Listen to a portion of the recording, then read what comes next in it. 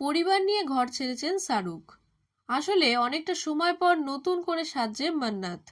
চলছে মেরামতির কাজ, যোগ হবে নতুন ফ্লোরও। তবে এর জেরে সমস্যায় পড়েছেন শাহরুখের বাড়ির বাইরে বসা বিক্রেতারা। নিশ্চয়ই ভাবছেন, কিং খানের মান্নাতে না থাকার সঙ্গে তাদের কি সম্পর্ক? সম্পর্ক আছে। কারণ কিং খান তার রাজপ্রাসাদে নেই, তাই তাকে দেখার ভিড় নেই সেখানে।